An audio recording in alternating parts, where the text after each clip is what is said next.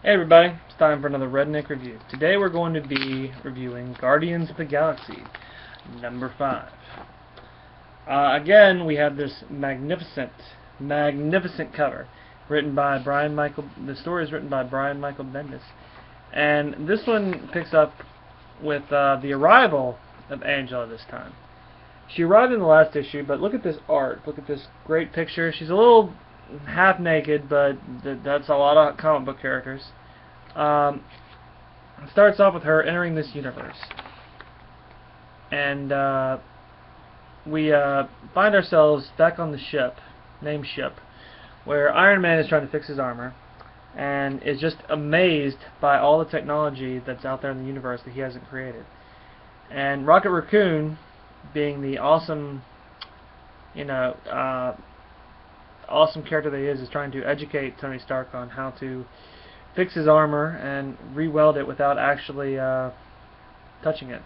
See right here, it shows his armor cut in two. Then he touches with this thing, and it's back together like there was never a scene.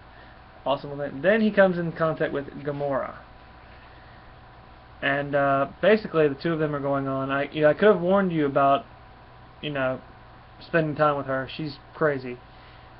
You guys have Star Trek up here, Star Trek, Earth, a TV show, a TV broadcast entertainment. No. You don't have broadcast entertainment? You don't know who Captain James T. Kirk is? Which ship? The USS Enterprise? Never mind. Never mind. My point is, I had a list I started when I was 9 years old. A green alien lady was on the top of it. Didn't go as you planned, huh? They're just in this awesome... I just find it funny that there's this conversation between Iron Man and Rocket Raccoon, two people who aren't even of the same species, and they're talking about women. I enjoyed this little little stab at a guy moment as much as the next guy. Well, anyway, we find out that Gamora comes in here and she's looking for Peter Quill, who has gone to his home planet. In one of the last issues, Peter Quill's father, the King of Spartax, basically one of the most heavily fortified single worlds in the galaxy, and he's basically called the King of the Galaxy because his planet is very powerful, and he's an awesome king, and Star-Lord has basically rejected everything about his father. He doesn't want anything to do with his empire. He doesn't want to be the prince, the crown prince, anything like that. He just wants to be the Star-Lord. And what happened in the last one was, in the Pritchard's Eye, Earth was declared a no-go zone. No one could go there. No one was allowed to touch it. It was a no-go zone. No aliens were allowed to go there. If anybody leaves it alone, the rest of the people leave it alone. If somebody invades it, they will stop them. Well, anyway, that Peter Quill went and basically told them that we're going to defend Earth. That's our home, and you're not going to stop us from going. And that caused a huge rift between him and his father. And now he's been declared a traitor to the Spartax people.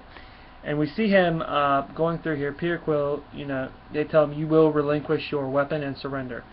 And the cool thing about Star-Lord is his gun can shoot any of the 4 cosmic elements. So he sends out this awesome wind blast and knocks them out. Cool little piece of art. And he's hiding out from the Spartax when he's basically come up from behind and someone grabs him and pulls him to the side. It's Mantis from one of the old runs. She was a member of the Guardians of the Galaxy, a telepath, and he comes to her and says, I need information. I need to know why all of a sudden Earth is a no-go zone. What is so important about the planet right now that the entire galaxy is willing to protect it or abandon it? And she says, there's one person, there's one person in the universe you might know. And she basically, before she can do this, she has to touch his mind and figure out what to tell him. And he asks him, who can I talk to about this? He says, if you want to open that door, if it's bothering you that much, you know exactly who you can talk to. And I gotta tell you, this was a big surprise on who he goes to talk to. Well, we switch back to the ship, and we're met by another member of an alien race. In the previous run, a group of aliens called the Budan came in and tried to invade Earth, but they were stopped by the Guardians, and they managed to capture one of the soldiers. And he's basically being interrogated by Drax the Destroyer right here, a super-powered, smaller in stature, but basically a Hulk-like creature whose only purpose in life is to kill Thanos, one of the most powerful people in the Marvel Universe. And he tells him the Earth was recently attacked by a platoon of Budan. Who ordered the attack? He goes, "You're a monster. Who ordered the attack? I will not. I will never talk to you. The Earth is off limits. Who ordered the attack? You do not frighten me." And here's Drax with his knife saying, "Now, Drax," he goes, Drax knows what you look like when you lie. Show Drax what it looks like when you tell the truth. Make me believe you." So just really good writing, really, good cop, bad cop, even worse kind of cop. Well, anyway, we switch back to the ship, and they're basically informed to a signal that's coming from Earth. He goes, "What's that?" "That's the Earth signal." "The Earth signal, is Earth okay?" Tony asks him. "I rigged the radar, so if anything was headed toward the Earth, we'd know. It's Rocket Raccoon." Basically, they're keeping tabs on Earth now. They're trying to figure out why everyone is so interested in it. And what the ping was Angela from the previous issue. She's trying to go to Earth from... If you read the before reviews, I'm sorry, I didn't mean to go in this particular way, but she's going to Earth because she's never seen it. And if you want more information on that, please check my other reviews. And Tony tells her, give me that long-range communication thingy of yours. I'll call the Avengers. He goes, what are they going to do? We got this. He tells them he's basically saying to them, hey, the galaxy is ours. Earth is your Avengers, but we're the Guardians of the Galaxy. We handle our own stuff. Got this, we're half a galaxy. He says, so if we have this, how are we going to do that? We're half a galaxy away. You're funny, buckle up. And the ship just goes directly to Earth in a matter of seconds. So, awesome little Star Trek moment right there. We see Angela getting ready to make her descent to Earth, and the ship comes in. And, they're trying to figure out who this is. Rocket asks Tony, he says, is that a friend of yours? He goes, no, never seen her before. And trust me, I know a lot of redheads. Great little moment. Well, obviously, Gamora and Rocket Raccoon are tactical experts. So they figure, okay, this chick means business. So Gamora goes out with nothing but her sword, little lightsaber thingy, and just proceeds to attack her in mid-space. And check out this picture right here. Awesome, isn't it? This is well drawn. He goes, suit up, start, yeah. Groot, wake your bark up. Little fun little replacement there. We have a thing. And Angela and Gamora, this is a good matchup. They are just going at it, blow by blow, strength by strength. She goes, oh no, I'm very glad you did. I know about the damage to the space-time continuum, and that is what you feel, damage, irreversible, horrible damage to the entire space-time continuum.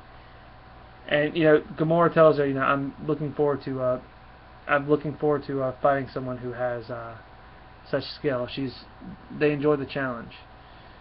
And the story switches back to the Star-Lord for a minute. Do you know why this happened? I actually didn't think it was, because if you had the kind of power to do this, you'd be using it right now. He's talking to, I'm trying to figure out who he's talking to. And he goes on to say, who did this to us? Who is responsible? I think you already know who's responsible. And who is the voice he's talking to? I'll give you a hint. They have finally and for all time shown the galaxy that they are a swarm of irresponsible, unevolved organisms that must be put down before they destroy us all. Say goodbye to your home, planet Earth, Peter. Once word gets out that they ripped reality, nothing will save them. And now you know your father was right. That I, Thanos, was right. The Earth needs to be punished. So we find one of our big leaders, one of our heroes, the Captain America of space, in league with one of the most evil and most well-known villains in the galaxy. This issue was great for me. I loved the story as far as it went into what each member of the Guardians does and their individual personalities. There was a lot of character development. We found out a lot about Peter Quill and stuff like that. So as far as the story goes, I'm going to give it a 5. As far as the art goes, I'm going to give it another 5. Because you get your money out of this work, guys. It is a $3.99 book. And trust me, this book is worth it. The story is pretty good. The recent issues have not been that great, but this book has been worth it. It's written by what I consider one of the greatest comic writers of our time, Brian Michael Bendis, and Sarah Pinchali, who I cannot tell you how much I love this art. So that's it, guys. A 5 on the story and a 5 on the art. That's your Redneck review from Robert. Thank you so much. Bye-bye.